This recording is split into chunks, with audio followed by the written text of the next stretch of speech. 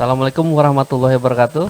Saya Dr. Muhammad Rudiansah. Kali ini saya diminta untuk membawakan tentang efektivitas vaksin COVID-19. Ini kurikulum vitae saya, nanti bisa dilihat sendiri ya. Nah, jadi COVID-19 itu merupakan coronavirus yang jenis baru, artinya memang belum pernah diidentifikasi sebelumnya pada manusia. Jadi ini merupakan penemuan baru bahwa ada virus yang bisa ke manusia dan yang disebut dengan SARS-2 karena dengan SARS-1. Ini baru awal-awalnya ditemukan di Wuhan tahun 2019. Nah, tanda-tanda gejala adalah bahwa infeksi COVID-19 itu bervariasi dari yang tanpa gejala sampai dengan gejala berat. Gejala gangguan-gangguan pernapasan akut seperti demam, batuk, hilang penciuman dan juga sesak napas itu awal-awal sering terjadi ya. Kemudian ada juga gangguan saluran cerna seperti mual, muntah, nyeri perut dan juga hilang nafsu makan bahkan sampai diare. Nah, pada beberapa kasus COVID-19 yang berat itu dapat menyebabkan pneumonia, sindrom pernapasan akut dan gagal ginjal serta kematian. Nah, gambaran ronsen yang tampak jelas itu adalah bahwa adanya infiltrat pada paru-paru. Nah, berdasarkan bukti-bukti ilmiah tersebut, maka COVID ini sangat-sangat menular pada manusia melalui kontak erat, berdekatan, kemudian juga dengan droplet atau air liur. Dan sampai saat ini dikatakan belum sampai lewat udara yang langsung, kecuali pada aerosol. Jadi yang droplet yang sangat-sangat kecil sekali akan melayang-layang sempat beberapa waktu di udara. Orang yang paling beresiko tertular penyakit adalah orang-orang yang kontak erat tadi. Jadi yang sangat dekat dengan orang-orang yang memang positif atau seperti orang yang sedang merawat pasien. Rekomendasi standar untuk mencegah penyebaran infeksi ini adalah pertama, cuci tangan yang teratur, menerapkan etika batuk. Jadi kalau ada batuk harus ditutup, dijaga juga dengan bersin, jangan sampai bertebaran droplet-droplet tadi. Serta menghindari kontak erat dengan siapapun yang menunjukkan gejala penyakit pernapasan tersebut seperti batuk dan bersin tadi. Nah, WHO memang menyatakan ini sebagai pandemi global tahun 2020, bulan Maret. Indonesia juga mulai terjadi tanggal 2 Maret 2020. Saat ini memang sudah dijalankan imunisasi ya dengan vaksin COVID-19 yang relatif aman dan efektif. Tujuannya agar kita bisa tercegah, mengurangi rawat inap, mengurangi beratnya penyakit serta mengurangi kematian. Dan yang paling kita harapkan adalah mengurangi penularan tersebut. Nah, 2 Juli tahun 2020, vaksin SARS-CoV-2 ini sudah banyak sekali, hampir 150-an lebih yang dijadikan sebagai kandidat vaksin. Di mana sekitar 135 itu masih dalam tahap klinis pada saat itu dan sekarang sudah mulai diberikan kepada masyarakat umum.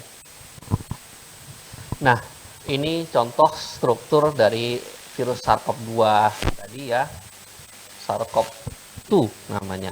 Jadi kita lihat bahwa SARS-CoV itu tampak adanya sini nukleat ya. Kemudian ada yang bentuk yang kuning-kuning ini adalah spike namanya. Spike itu kayak tanduk protein ya. Protein. Kemudian bagian pinggirnya ini yang bulat itu di sekitar dari spike itu protein envelope-nya atau pembungkusnya. Kemudian di dalam ada glycoprotein itu yang biru-biru tadi. Nah, kemudian ini matriks geneticsnya. Matriks genetics ini yang bisa kita lihat sebagai inilah benar-benar virus COVID-19. Lanjut. Nah, Indonesia, dunia, dan juga Kalimantan Selatan itu sudah banyak terjadi kasus-kasus. Kita lihat kasus di dunia ada sekitar terkonfirmasi 185 juta. Ini per 9 Juli ya. Kemudian ada kematian 4 juta. Dengan dosis vaksin yang sudah diberikan sampai 7 Juli kemarin, itu ada 3 miliar. Ya, itu tujuannya adalah untuk mencegah COVID-19. Sedangkan di Indonesia sendiri, perkembangan COVID itu kita lihat yang terkonfirmasi ada 2.455. Itu sama-sama tanggal 9 ya, kita lihat ini. Tanggal 9. Kemudian kasus aktifnya juga 367 yang ada sekarang serta menyebabkan kematian 64.631. Vaksinasi kita sudah 35 juta ya. Mudah-mudahan ini bisa bertambah terus untuk mencegah penularan tadi. Sedangkan di Kalimantan Selatan sendiri kita lihat bahwa sudah 37.000 yang terkena. Dan kematian ada 1.000 sampai saat ini. Kasus terakhir hari kemarin itu ada 200 ya. Ini 200 ya. Anda lihat 200 kasus. Jadi cukup banyak perkembangannya, signifikan sekali. Nanti disampaikan sama teman yang tadi bahwa kejadiannya sangat menanjak sekali ya. Nah, kita saat ini memang terjadi lonjakan-lonjakan, dan ini yang kita jaga, jangan sampai di Kalimantan Selatan tidak terjadi juga lonjakan-lonjakan itu, jangan sampai terjadi. Jadi di India tsunami COVID-19 sampai membunuh sekitar 1.000 orang dalam sehari, 2.000 orang dalam sehari. Cuma di Brazil juga sampai 1.000 orang dalam sehari. Kemudian kita lihat di Indonesia sendiri sudah terjadi sekitar 1 bulan lalu, di mana dokter, perawat hingga bidan tuh meninggal terpapar oleh COVID-19. Jadi sangat sayangkan ya para tenaga medis yang justru nanti sebagai garda terdepan untuk mengobati, nanti untuk menjaga para pasien-pasien ini malah terpapar. Jadi sampai saat ini tidak ada obat antivirus yang mampu melawan SARS-CoV-2 ini, benar-benar. Jadi masih dalam pengembangan semua, dan sampai saat ini pun vaksin pun perlu dikembangkan terus. Karena masih ada beberapa kondisi-kondisi tertentu bahwa gejala yang masih muncul, kemudian masih tembus, artinya masih ada yang sudah divaksin tapi masih terpapar. Nih tujuannya adalah, salah satu harapan kita adalah bagaimana vaksin ini menjadi pencegahan untuk wabah virus yang baru. Vaksin itu sendiri tujuannya adalah melindungi seseorang terhadap penyakit tertentu. Jadi ini intermediate goal ya tujuannya ya. Di mana proses induksi imunitas secara artifisial kemudian menurunkan prevalensi dari penyakit dalam komunitas untuk mengubah epidemiologi penyakit tersebut. Sehingga kita harapkan bahwa terjadilah eradikasi secara global. Gimana sih efektif biaya imunisasi? Jadi kita udah lihat zaman dulu ya ceritanya imunisasi sejak zaman 1956 ada imunisasi cacar yang sekarang sudah di stop karena sudah hampir tidak ada lagi di dunia ini. Kemudian tahun 1973 adanya imunisasi BCG, kemudian lanjut juga pada tetanus tahun 74 dan seterusnya sampai yang terbaru tahun 2014 imunisasi DPT, HB, HIB untuk influenza dan polio juga. Dan Indonesia diharapkan sudah hilang polio di saat ini. COVID-19 sendiri tadi sudah kita ketahui dia adalah genom RNA dengan sense positif untai tunggal linear dengan 4 protein struktural spike, envelope, membran, dan nukleokapsid. Jadi tidak ada obat antivirus atau vaksin khusus untuk melawan SARS-CoV-2 yang baru muncul saat ini. Ini baru pengembangan terus. Jadi ada beberapa vaksin, nanti ada beberapa obat yang dikembangkan yang dikatakan mampu untuk memperbaiki atau minimal mengurangi gejala-gejala yang berat. Kemudian kita lihat vaksin COVID-19. Secara definisi ya kita perhatikan. Definisinya adalah upaya untuk menimbulkan atau meningkatkan kekebalan seseorang secara aktif dengan tindakan pemberian antigen secara sengaja. Tujuannya adalah merangsang pembentukan zat anti penyakit sehingga tubuh diharapkan akan kebal terhadap penyakit tersebut atau hanya sakit ringan. Serta prosesnya adalah antigen yang diberikan dibuat sedemikian rupa sehingga tidak menimbulkan sakit kepada orang yang diberikan tadi, akan tetapi mampu merangsang sel-sel limfosit untuk menghasilkan antibodi. Tujuan vaksinasi COVID-19 sendiri adalah menurunkan kesakitan, kematian akibat COVID-19, mencapai kekebalan kelompok atau herd immunity, dan untuk mencegah dan melindungi kesehatan masyarakat, serta melindungi memperkuat sistem kesehatan secara menyeluruh, total ya, dan menjaga produktivitas, meminimalkan dampak sosial dan ekonomi. Ini kita lihat ya kelompok-kelompok masyarakat yang sudah diberikan, dan yang mana-mana orang yang bisa kontak erat dan sebagainya. Apakah vaksin itu? Mungkin ada beberapa yang belum paham, belum tahu ya. Jadi vaksin itu adalah produk biologis yang diberikan kepada seseorang dengan maksud untuk menghasilkan kekebalan terhadap suatu penyakit dengan cara menstimulasi produksi antibodi dan sel imun. Umumnya vaksin ini mengandung suatu zat atau antigen yang mewakili kuman, kemudian penyebab penyakit dari virus tersebut, dan ini dibuat memang sengaja kuman tersebut sudah dilemahkan atau dimatikan, atau bagian-bagian tertentu yang sudah tidak berefek terhadap penyakitnya. Vaksinasi sendiri bisa untuk mencegah penyakit tertentu pada populasi masyarakat ya, seperti pada saat ini ada polio, cacar, itu udah mulai hilang kan karena ada vaksin tadi. Nah, kondisi tertentu vaksin belum dapat sepenuhnya mencegah terjadinya infeksi, namun diharapkan mencegah terjadinya penyakit dengan gejala yang parah atau kritis sehingga tidak sampai menyebabkan kematian.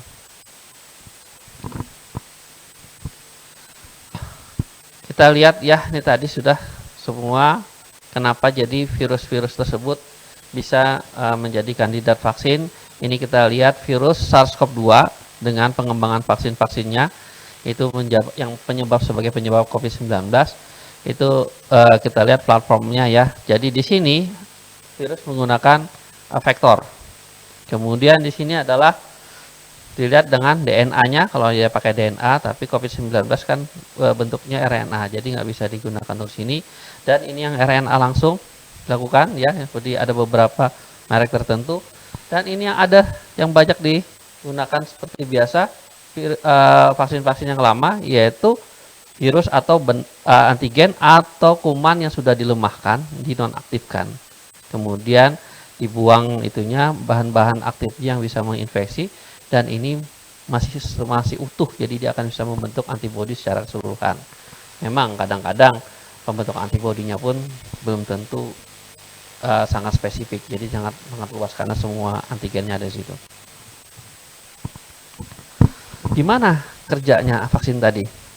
Jadi virus yang hidup tadi yang sudah dimatikan, dilemahkan, kemudian setelah dipindahkan berkali-kali ke dalam sel hewan atau sel manusia, kemudian mengalami mutasi, melemahkan infeksinya tadi sehingga tidak menyebabkan sakit yang jadi lebih berat. Nah, virus yang sudah inaktif ini tadi, ini virus tadi inaktif ya, itu dengan beberapa bahan kimia dimatikan dengan formaldehid dan sebagainya, kemudian dipanaskan, tapi struktur tubuhnya masih tetap, kemudian baru kita lihat dia akan masuk ke dalam tubuh. Kemudian dalam tubuh dia akan memicu antigen presenting cell, di mana antigen presenting cell ini muncul, kemudian virusnya bereplikasi, terjadilah respon imun untuk membentuk antibodi tadi. Nah, vaksin DNA RNA memang lebih mudah dan lebih cepat dibuat, tapi relatif aman, itu masih kita perlu dikaji lagi. Walaupun untuk kita lihat teknologinya memang sangat-sangat baru sekali. Kita perhatikan di sini bahwa RNA virus, jadi misalnya di bawah itu masuk ke dalam tubuh, dia akan masuk ke dalam sel, kemudian berikatan, kemudian dia akan memicu antigen presenting cell untuk mengeluarkan sistem respon imun.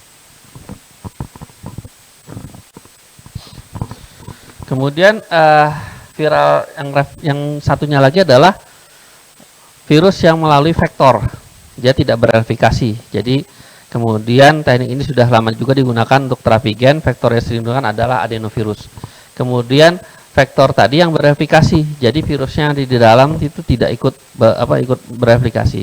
Jadi yang virus yang diikutin tadi atau vektor tadi itu yang akan memicu terjadinya bentuk antibodi, respon antibodi. Lanjut. Ini sama ya pembuatan vektornya tadi. Dimana ini contohnya Sputnik 5 ya nanti ya.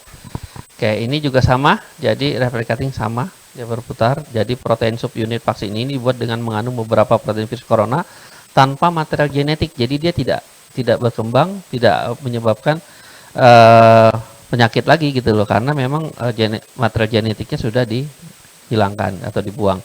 Hanya dibungkus dengan bentuk makropartikel nano ya. Muncul kemudian respon imun. Kita lihat setelah kita suntikan vaksinasi injeksi tadi, kemudian dia akan APC terpacu, kemudian juga secara cross presenting dia akan memicu tadi, limfosit T-nya juga terpacu, kemudian sitokin interleukin dan sebagainya juga terpacu, T helper 1-nya juga terpacu, CD4, maka akan terbentuklah CTL atau cytotoxic T limfosit. Dan di sini akan memacu interferon gamma dengan makrofagnya dan limfosit B humoral, kemudian ini respon humoral sebagai antibodi. Nah, ini akan melawan virus-virus yang ada tadi. Jadi vaksin tadi ada 2, jadi ada vaksin klasik ya. Untuk yang jelas biasanya vaksin klasik itu preklinik, fase 1, fase 2, fase 3, dan fase 4 yang dijual bebas. Kita lihat waktunya masih lebih lama, tapi pada COVID ini terpaksa harus lebih cepat karena penularan juga cepat sekali, jadi harus segera dilakukan. Ini tujuan vaksin sudah saya jelaskan. Pertama, menurunkan sakit dan kematian, mencapai kekebalan, herd immunity, kemudian melindungi kesehatan keseluruhan dan menjaga produktivitas, dampak sosial dan ekonomi. Ini langkah-langkahnya, ada uji lab, ada uji klinis, dan diterima atau tidaknya dari vaksin tersebut untuk diberikan. Biasanya kita lakukan uji lab binatang, kemudian fase 1, kemudian fase 2, dan fase 3. Yang sekarang ini memang semua fase 3, dan kalau memang sudah aman sekali, maka akan dilakukan fase 4, yaitu dijual bebas ya. Dan sifatnya harus aman, imunogenik, dan efikasi. Uji klinis yang harus dilewati, tahapan-tahapannya sudah, kemudian baru di-approve. Ini pengembangan vaksin secara umum di dunia dari fase 1, ya banyak ini, pertama ya, dapatkan testing dari berapa jumlah kelompok yang sedikit dulu, kemudian dengan jumlah yang lebih banyak, fase 2-nya, kemudian dengan fase 3-nya, dengan beberapa ribu jumlah orang, dan baru bisa kita lihat vaksin mana yang kira-kira yang bisa kita terima dan kita berikan. Kemudian efektivitas itu menunjukkan nanti efikasi dan serokonversinya gimana. Serokonversi rate itu menghasilkan antibodi berapa orang yang ada di sana. Kemudian efikasinya bagaimana proporsi penurunan insiden dari sebuah penyakit pada kelompok yang diberikan vaksin dibandingkan kelompok yang tidak diberikan vaksin. Nah, ini biasanya kita lakukan dengan uji clinical trial atau uji klinis. Proporsi penurunan insiden sebuah penyakit pada kelompok yang diberikan vaksin itu dibandingkan dengan kelompok yang tidak diberikan vaksin, menjadilah efektivitas dari vaksin tersebut. WHO sendiri terkait efikasi dari vaksin adalah kita lihat efikasi sebagai hasil akhir, kemudian juga paling tidak 50%. Nah, kalau misalnya sampai terakhir maksimal banget ya harus di atas 30%.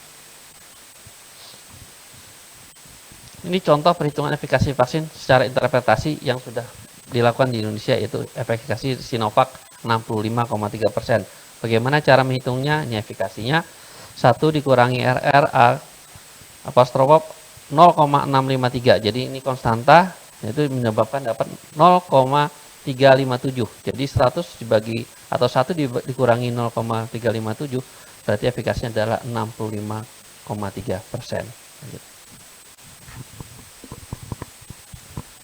Sedangkan contoh yang dilakukan di vaksin Pfizer itu didapatkan hasil ARR-nya adalah 0,05, artinya dia mempunyai efikasi 95%. Jadi di sini memang sangat tinggi sekali ya.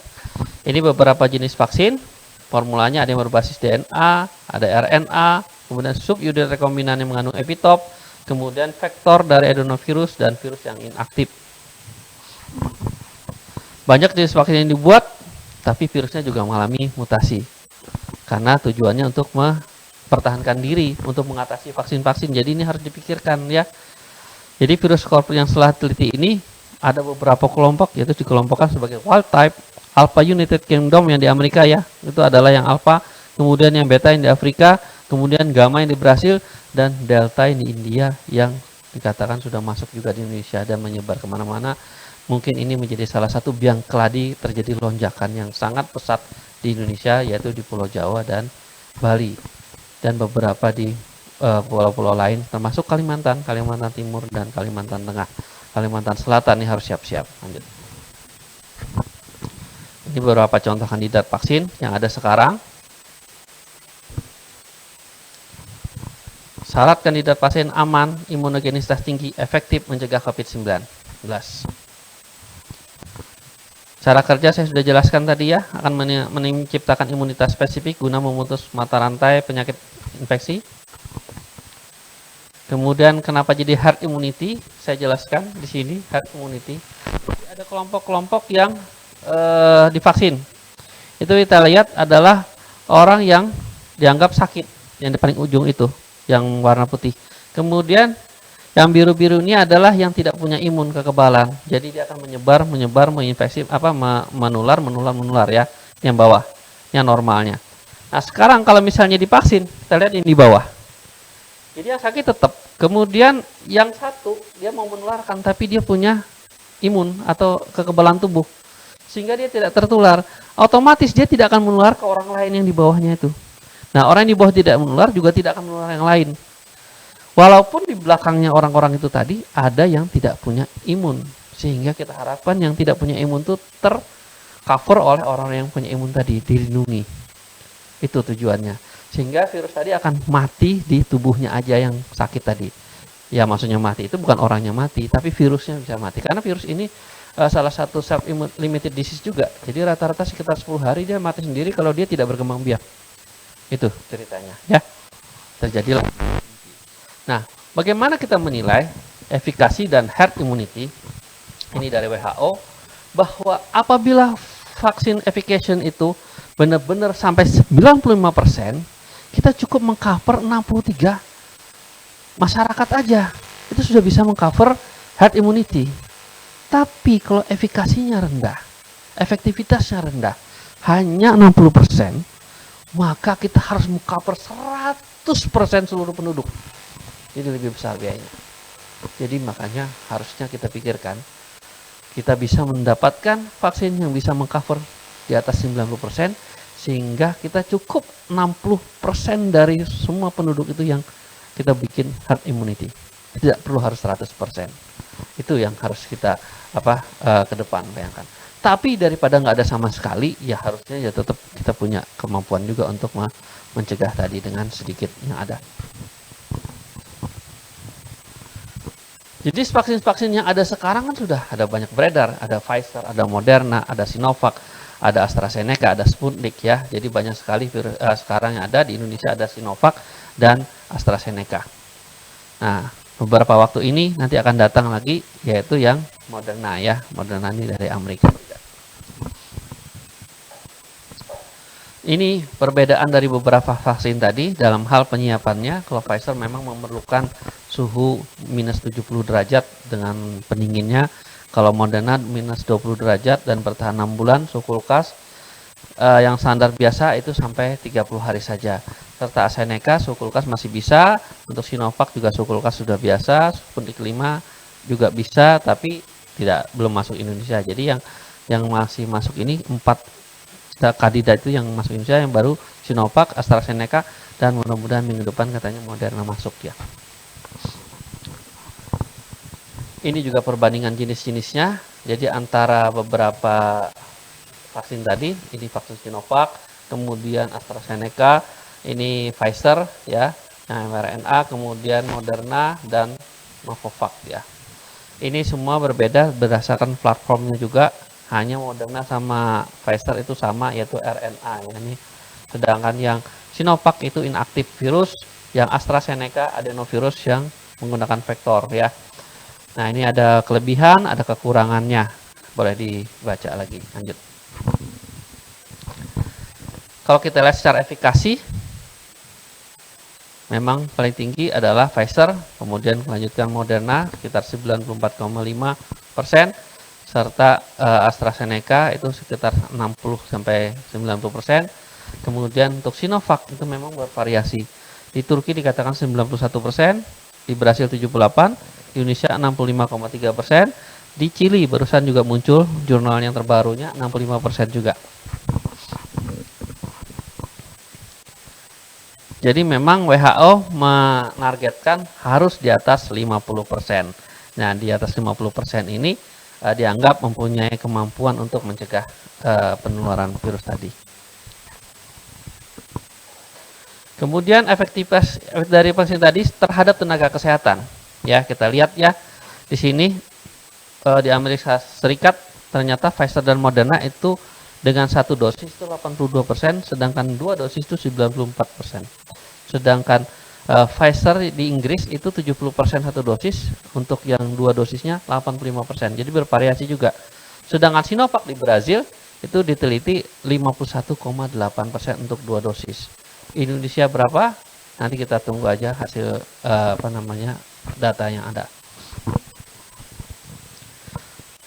Yang di Indonesia itu memang Sinovac ya, sudah ada uji oleh POM, ada IOA-nya juga. Kemudian lanjut. Balai POM mengeluarkan menerbitkan EUA yaitu emergency use ya. Jadi di sini memang emergency use authorization ini memang untuk kasus-kasus tertentu di mana memang memerlukan sekali obat tersebut, yaitu di sini adalah vaksin untuk mencegah pandemi tadi. Ini efikasi sama ya. Nah, untuk PABDI juga sama ID juga mengeluarkan beberapa rekomendasi untuk penggunaan vaksin tersebut, di mana tujuan adalah herd immunity-nya bagaimana, kemudian yang penting adalah keamanan serta efikasinya. Ini beberapa orang-orang yang layak atau bisa diberikan, atau kalau memang ada yang dihindari atau tidak bisa diberikan, ada juga. Jadi secara umum memang sebenarnya layak untuk diberikan semua, kecuali mempunyai kasus-kasus tertentu. Pada usia lanjut juga diberikan, ya, kecuali usia lanjut yang benar-benar sangat-sangat tua sekali dan juga dia sangat-sangat fragil sekali, rapuh, jadi itu mungkin akan memperberat kondisinya, bisa saja. Terus pemberian obat-obatan lain ternyata tidak berpengaruh, ya. Ini contoh, semua alergi apa segala. Yang belum saat ini adalah penyakit autoimun yang belum terkontrol juga, khususnya misalnya SLS, Sjogren, vaskulitis, dan autoimun lainnya. Karena belum ada bukti-bukti yang cukup, ya. Nah, ini periode vaksinasi Januari-April sudah kita dapatkan berapa dosis itu ya, 21,5 juta, sedangkan yang petugas publik itu 17 juta, petugas kesehatan 1,48. Kemudian masyarakat yang rentan 63 juta, masyarakat lainnya 77 juta. Itu kita harapkan nanti pada periode April Maret kemarin ya, sampai tahun depan ya. April sampai Maret tahun depan kita terus berikan terus vaksinasi. Ini alurnya pelayanan vaksinasi, sudah semua tahu. Lanjut. Nah, kemudian persiapan bagi orang-orang yang akan divaksin. Jadi perlu disaring siapa-siapa yang bisa saat itu langsung divaksin, kemudian riwayat vaksinasi sebelumnya, kemudian ada kontraindikasi atau tidak, ada perhatian khusus atau ada tidaknya komunikasi keamanan imunisasi, persiapan anafilaksis, kemudian posisi kenyamanan pasien, serta pengendalian nyeri atau infeksi setelah divaksin tadi. Ini kartunya nanti untuk menilai atau screening. Dan ini Majelis Ulama juga sudah memberikan fatwanya terhadap vaksinasi produk vaksin tersebut. Jadi di sini adalah dikatakan suci dan halal. Dan PABDI juga merekomendasikan untuk jenis vaksin yang baru yaitu AstraZeneca ya, yang kemarin sudah kita mulai berikan bulan April kemarin. Juga ada dari Majelis Ulama fatwanya terhadap produk dari AstraZeneca. Ya, lanjut. Ini sudah dijalankan vaksin perdana 13 Januari di pusat oleh Presiden sama Ketua ID. Kemudian di Banjarmasin juga di Kalimantan Selatan 14 Januari Bapak Gubernur sama beberapa jajaran dan juga termasuk saya Ketua ID. Kapan kira-kira vaksinasi memberi perlindungan? Apabila terbentuk antibodi setelah suntikan kedua, biasanya sekitar 14 hari setelah suntikan kedua, titer itu sudah naik mencapai tertinggi hingga sudah memberi perlindungan. Jika hanya satu kali suntikan, biasanya terbentuknya belum tinggi, bahkan mungkin belum terbentuk. Sehingga memang sangat penting sekali untuk pemberian vaksinasi yang kedua.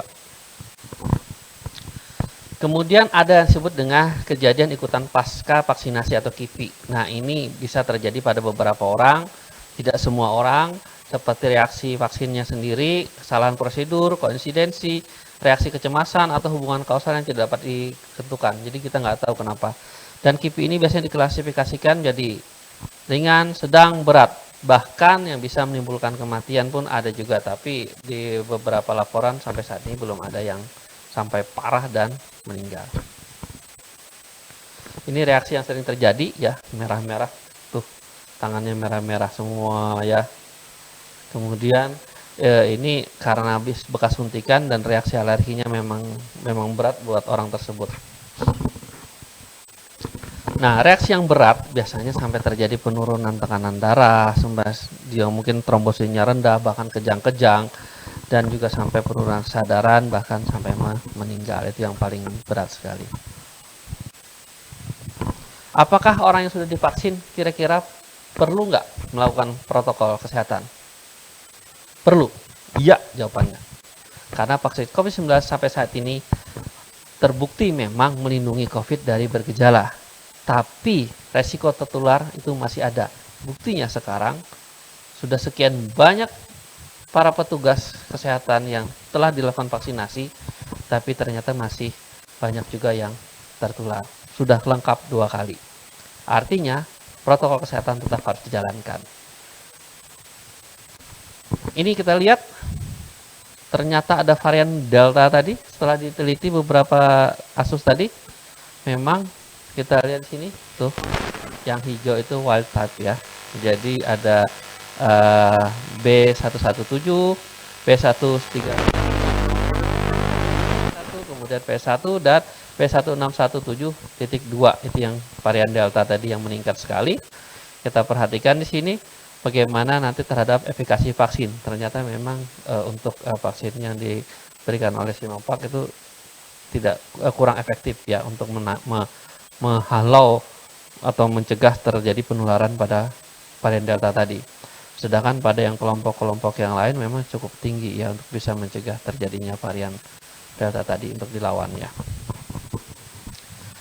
Dan vaksin yang ada saat ini di Indonesia aman untuk usia 12-60 tahun, kemudian lanjut usia 60 tahun ke atas, ibu hamil, ibu menyusui, dan sampai saat ini pun KIPI belum ada sampai meninggal. Dan yang ada saat ini adalah rencananya Moderna untuk selanjutnya, sementara Sinovac dan AstraZeneca juga masih ada. Dan menghadapi lonjakan-lonjakan yang ada, bahwa dengan efikasi yang 51% dari WHO laporannya untuk pemberian vaksin yang sudah ada ini, yaitu Sinovac. Kemudian tadi malam atau sore dari Bapak Menteri Erlangga itu menyebutkan bahwa nakes harus diberikan suntikan yang ketiga atas dari rekomendasi beberapa para ahli dan juga dari Ikatan Dokter Indonesia yang menyatakan bahwa ternyata masih banyak para sejawat atau para tenaga kesehatan ini yang masih terpapar walaupun sudah vaksin 2 kali. Apa buktinya? Kemungkinan karena memang titer antibodinya masih belum cukup untuk melawan tadi. Dengan pemberian pemberian vaksin yang ketiga, ternyata mampu meningkatkan antibodi yang berpuluh kali lipat dari beberapa penelitian yang sudah dilakukan, salah satunya itu. Nah, Menkes pun merespon baik bahwa vaksinasi dosis ketiga khusus untuk nakes nanti akan diberikan yang vaksin yang baru, yaitu Moderna yang mempunyai efikasi sekitar 94 ya tadi, 90% ya. Mudah-mudahan ini menjadi terobosan baru buat kita mencegah para nakes untuk tidak terpapar. Kenapa? Karena banyak sekali nakes yang terpapar 1000 lebih saat ini.